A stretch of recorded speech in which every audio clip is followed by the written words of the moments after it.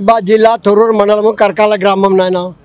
నేను 6 నెలల నుంచి తిరుగుతాను నాయన. దీనికి ఇట్లా తిరగంగా ఇవాళ కూడా చెన్నారెడ్డి సంతకం పెట్టిండు. ఎన్నో సంతకాలని ఇప్పటికీ దాదాపు 600-700 రూపాయల పేపర్ ఖర్చులు అయిపోయినాయి.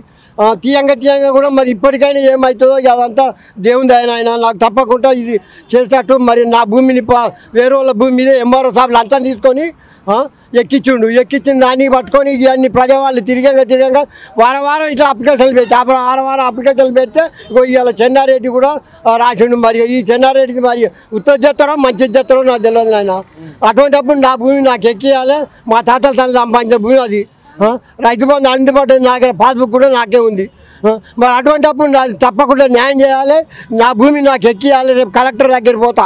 ఆ కలెక్టర్ దగ్గర పోయినప్పుడు కూడా కలెక్టర్ కూడా న్యాయం చేసి నీ కాగితాలు చూసి నా భూమి నాకు ఎక్కిస్తే అందరికీ దండం పెడతాను ఆయన. నేను ఇక నాకు ఎందుకోసానికే నాకు తప్పకుండా చేయాలని మీరు కూడా సీఎం దగ్గర పోయేటట్టు కొంచెం నా ఫోన్ నెంబర్ కూడా సీఎం దగ్గర పోయేటట్టు చేయండి.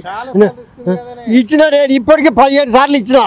ఇది లాస్ట్. మరి ఇది కాకపోతే సపరేట్ వచ్చి ప్రజావాళ్ళే చచ్చిపోతాయి. మరి ఏం చేస్తానన్న మరి తిరిగి యాస్ట్ వస్తుంది. మరి నా ఫోన్ నెంబర్ 8688004891 అన్న.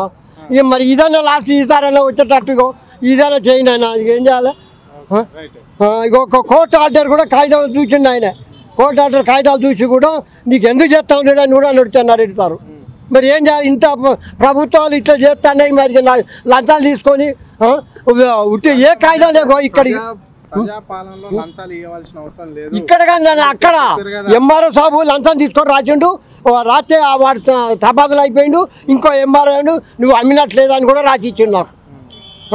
మరి ఇట్లా దౌర్జన్యాలు కానీ చేసి నన్ను ఇట్లా ఇబ్బంది పెడుతున్నాయన. నేను నాకు 70 ఏళ్ళు ఉన్నాయి. నేను ఇంత ఇబ్బంది పడతాను కదా నాయన. అన్నీ తప్పకుండా నా భూమి మాత్రం తయారు చేసేటట్టు మీరు సీఎం దగ్గర పంపేటట్టుగా ఆయన. ఆ కలెక్టర్ దగ్గర రేపు పోతానన్నా. నమస్తే నాన్న అందరికీ.